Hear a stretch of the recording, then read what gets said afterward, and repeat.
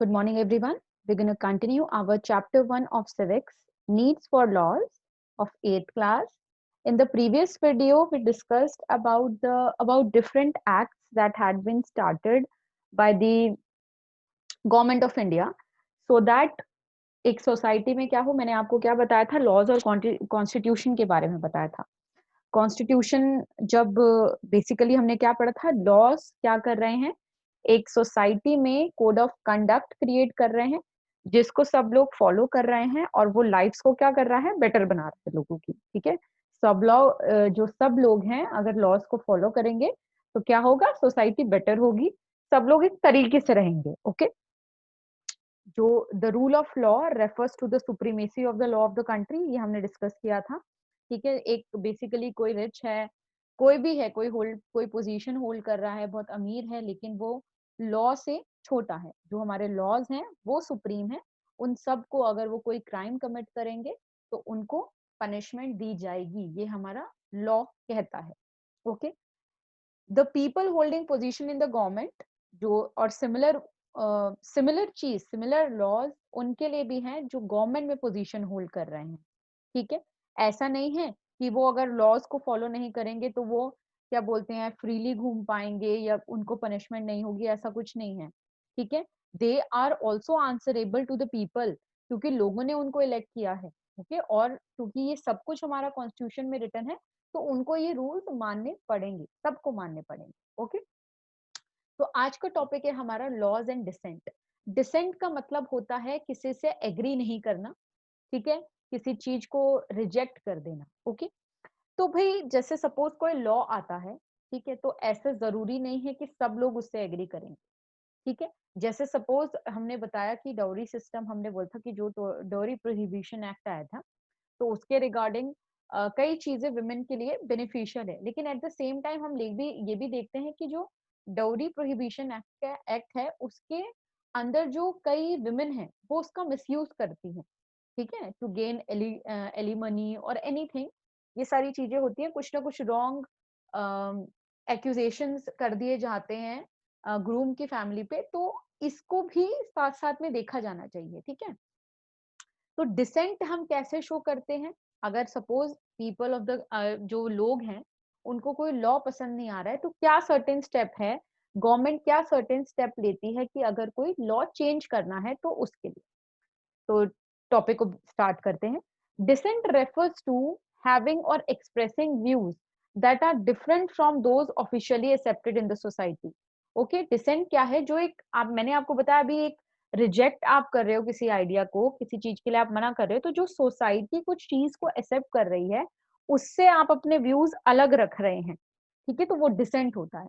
When government passes a law, it may not serve the interest of all the section of society. वो कभी भी ऐसा नहीं है कि सारे section of society, her section उस law से खुश होगा. ठीक है, in such case the people are at loss, are empowered by the constitution to express their dissent. तो जो section of society उस law की वजह से कुछ सह रही है या कुछ harmful उनको हो रहा है, तो वो अपना कॉन्स्टिट्यूशन उनको पावर देता है कि वो अपना डिसेंट एक्सप्रेस कर सकती है. ठीक है, अब आपको पता है हमारा जो लॉ मेकिंग बॉडी है वो हमारा लोकसभा और राज्यसभा है. लोकसभा में आप लोगों ने पढ़ा है कि लोकसभा में हमारे रिप्रेजेंटेटिव जाते हैं. ठीक है, जो हम एमएलए जिनको बोलते हैं, मेंबर ऑफ लेजिस्लेटिव असेंबली, ठीक है, वो लोग जाते हैं वहां पे. ठीक है, अब क्या है, बेसिकली ये लोग क्या कर रहे हैं, हमारा एक पॉइंट ऑफ व्यू आगे चल के वहां पे रिप्रेजेंट करते हैं. तो अगर तो जब लोकसभा में एक पर्टिकुलर लॉ को डिस्कस करना होता है, ठीक है, तो वहीं पे एक तो आप अपनी राय दे सकते हो जब कोई लॉ आ रहा है, क्योंकि वो 2/3 मेजोरिटी आपको लोकसभा में भी चाहिए और राज्यसभा में भी चाहिए कोई अगर लॉ को पास करना है. ठीक है, तो जो लोग हैं वहां पे, जो हमारे मिनिस्टर्स हैं, जो हमारे मेंबर ऑफ पार्लियामेंट हैं, ठीक है, वो लोग कैसे डिसीजन लेते हैं अगर कोई लॉ में चेंज करना है. डिसेंट देखो दो तरीके से होता है, एक तो आप जब कोई लॉ बन रहा है उसी टाइम पे आप डिसेंट दिखा दो, या फिर जब कोई लॉ हो गया उसमें चेंजेस करने होते हैं तो उसको हम अमेंडमेंट बोलते हैं. ठीक है, अमेंडमेंट कभी कोई एडिशन करना है आपको किसी कॉन्स्टिट्यूशन में या उसको रिप्लेस करना है तो वो अमेंडमेंट किया जाता है एक पर्टिकुलर लॉ को. ठीक है, इसमें क्या होता है, आपको एक पर्टिकुलर बिल पास होता है. ठीक है, वो आपको 2/3 मेजॉरिटी उसकी किसी भी हाउस में, या पहले आप राज्यसभा से ले लीजिए या पहले आप लोकसभा से ले लीजिए। वैसे प्रोसेस ये है कि लोकसभा में जाता है, पहले सबसे पहले बिल, वहाँ पे 2/3 मेजॉरिटी मिलती है, उसके बाद राज्यसभा में पास ऑन होता है, वहाँ से 2/3 मेजॉरिटी मिलती है, फिर वो जाता है किसके पास? हमारे प्रेसिडेंट के पास। प्रेसिडेंट उसमें उसको थोड़ा उसमें सजेशन देके उसको वापस करते हैं। फिर हमारे लोकसभा और राज्यसभा का ये डिसीजन होता है कि प्रेज़िडेंट के जो हमारे जो उन्होंने सजेशन दिए हैं वो इंक्लूड करने हैं कि नहीं, और दोबारा उनको फिर सिग्नेचर्स के लिए भेज दिया जाता है, और फिर जब प्रेज़िडेंट सिग्नेचर कर देते हैं, तो लॉ को इनैक्ट कर दिया जाता है। तो ये पूरा एक प्रोसेस है, तो हम लोग अपना डिसेंट कैसे दिखा सकते हैं? By changing the law. Law change हो सकते हैं, ऐसे नहीं है कि एक बारी बन गए लॉ, तो वो चेंज रहेंगे। डिसेंट बहुत ज़रूरी है। डिसएग्रीमेंट किसी चीज़ से होना बहुत ज़रूरी है। किसी भी अब आपको हमेशा पूरी लाइफ़ में पॉज़िटिव, पॉज़िटिव, पॉज़िटिव, पॉज़िटिव चीज़ें मिलेंगी, तो आप कभी भी ग्रो नहीं कर पाओगे। Failure is also important. Fail होना भी ज़रूरी है, ठीक है? तो इससे क्या होता है, एक पॉज़िटिव चेंज आता है सोसाइटी में। जैसे फॉर एग्ज़ाम्पल, अभी हम एक लेटेस्ट एग्ज़ाम्पल लें, जो हमारा हमको रिज़र्वेशन प्रोवाइडेड है, ठीक है? हमारा एससी, एसटी, ओबीसी, इनको रिज़र्वेशन प्रोवाइडेड है। तो जो लोग इतने ज़्यादा इतने टाइम से, जो हमारे लोग जो जनरल कैटेगरी है, वो डिमांड कर रहे थे कि हमें भी वही रिज़र्वेशन दीजिए या रिज़र्वेशन बिल्कुल हटा दीजिए। तो उनके लिए एक बेनिफिशियल करा गवर्नमेंट ने, उन्होंने स्टेप लिया कि भई जो जनरल कैटेगरी है, उसमें जनरल कैटेगरी के जो गरीब लोग हैं, ठीक है? जनरल कैटेगरी के भी जो गरीब लोग हैं, उनको भी रिज़र्वेशन मिलेगा। तो लोगों ने डिसेंट दिखाया, तभी कोई पॉजिटिव चेंज आया सोसाइटी में। गवर्नमेंट एक्शन लेगा और फिर हम लोग उसके लिए एक कंटीन्यूअस वे में, एक पॉजिटिव वे में उसको कर सकते हैं आगे। ओके, नेक्स्ट इम्पोर्टेंट टॉपिक है, दैट इज़ एंटी अरैक मूवमेंट। सबसे पहले अरैक इज़ लिकर, लिकर मतलब शराब। हमको लिकर के लॉस और बेनिफिट दोनों पता है। अगर लिकर को हम कम अमाउंट में भी लें तो it act as a medicine, और अगर हम इसको ज़्यादा कंज़्यूम करें तो पूरा फैमिली बर्बाद हो जाती है। वो सब कुछ बर्बाद हो जाता है, ठीक है?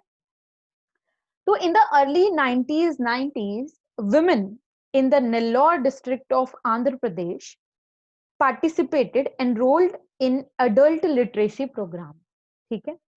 During one of the discussion in this program, women actually started complaining about the increased consumption of liquor, ठीक है, in the country. In particular Andhra Pradesh, जो हम नेल्लौर रीजन की बात कर रहे हैं, विमेन ने क्या करा, उस जैसे वो प्रोग्राम में एंटर किए तो वो कंप्लेन करने लग गई कि लिकर जो यहाँ पे इतने अमाउंट में जो बिक रही है, उससे हमारी फैमिली खराब हो रही है।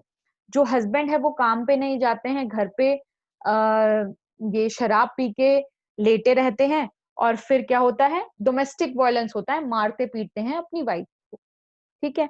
इसकी वजह से उन्होंने ये बोला कि उनकी फिजिकल और मेंटल हेल्थ, विमेन और मैन दोनों की, जो कंज्यूम कर रहा है और जो नहीं कंज्यूम कर रहा है, ठीक है? दोनों की physical as well as mental health पे बहुत ज़्यादा इफ़ेक्ट पड़ रहा है, जिसकी वजह से जो फैमिलीज़ हैं, वो बहुत ज़्यादा सफ़र कर रही हैं। वो कर्ज़ों के नीचे दबती जा रही है, क्योंकि जो मैन है वो कमाने नहीं जा रहा है, वो सिर्फ़ शराब पी रहा है घर पे बैठ के। बिकॉज़ जो लिकर की सेल है वहाँ पे इलीगल या लीगल तरीके से, दोनों तरीके से वहाँ पे बहुत ज़्यादा हो रही थी। तो वुमेन ने डिमांड किया कि हमारी जो ये इकोनॉमिक प्रॉब्लम है, ठीक है, ये कैसे सॉल्व होगी अगर इस तरीके से लिकर सेल होती रही मार्केट, ठीक है? अगर ऐसा ही चलता रहा, तो हस्बैंड्स बिल्कुल काम पे नहीं जाएँगे और बहुत ज़्यादा डोमेस्टिक वायलेंस होगा, क्योंकि जो ऑब्वियसली है, जो वाइफ होगी वो बोलेगी कि भई काम पे जाओ, घर पे हमें खर्चा दो, घर चलाने के लिए। जो मेल है वो नहीं जाएगा, तो ऑब्वियसली लड़ाई होगी, और उसमें अगर जो पर्सन बिल्कुल होश में नहीं है, तो वो मारता-पीटता है फिर, ठीक है? तो ये बहुत ज़्यादा प्रॉब्लम हो रही थी। इवेंचुअली सारी वुमेन क्या आई, इकट्ठी हुई, ठीक है? और उन्होंने क्या कर दिया, रिवोल्ट कर दिया एक तरीके से, ठीक है? On the sale of arrack, that is हमारा लिकर। उन्होंने फोर्स किया कि जितनी भी वाइन शॉप्स हैं, ये सारी बंद हो जाए, ठीक है? ये जो मूवमेंट थी, फिर जब सारी वुमेन इकट्ठे पूरे आंध्र प्रदेश की आके प्रोटेस्ट करने लग गई, लड़ने लग गई, रिवोल्ट करने लग गई, तो इस मूवमेंट को नाम दिया गया एंटी अरैक मूवमेंट और एंटी लिकर मूवमेंट, ठीक है? धीरे-धीरे करते ये जो मूवमेंट है, ये और पार्ट्स में फैला, पूरे स्टेट में फैल गया, और इसका एजेंडा और बढ़ गया। पहले ये सिर्फ लिकर से रिलेटेड था, सिर्फ शराब से रिलेटेड था। अब इसमें इन्होंने डोमेस्टिक वायलेंस, डोरी, सेक्सुअल अब्यूज, इन सब को भी इंक्लूड कर दिया। ये सब जब पूरे स्टेट में हो रहा था, आंध्र प्रदेश, तो गवर्नमेंट ने जब ये देखा कि इतना ज्यादा प्रोटेस्ट हो रहा है, तो उन्होंने बैन कर दिया on the sale of liquor, ठीक है। लेकिन but also passed other laws to address the issues faced by the women of the state। और साथ ही साथ जो बाकी प्रॉब्लम्स जो उन्होंने बताई थी, उन्होंने डिस्कस करी थी, जो डोमेस्टिक वायलेंस था, डाउरी थी, सेक्सुअल अब्यूज था, उसके लिए भी स्ट्रॉन्ग स्टेप्स लिए गए, ठीक है।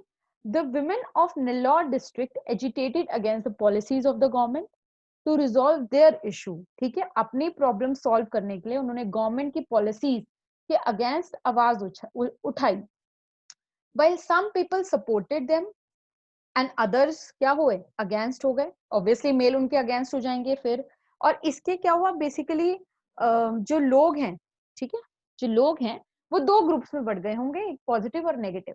लेकिन विमेन बहुत ज्यादा प्रोटेस्ट करने लगी, इसकी वजह से जो पॉजिटिव था उसके लिए, ठीक है, उसमें वो पास कर दिया गया गवर्नमेंट ने, क्योंकि प्रॉब्लम्स बहुत जेन्युइन थी, प्रॉब्लम्स बहुत सीरियस थी, ठीक है।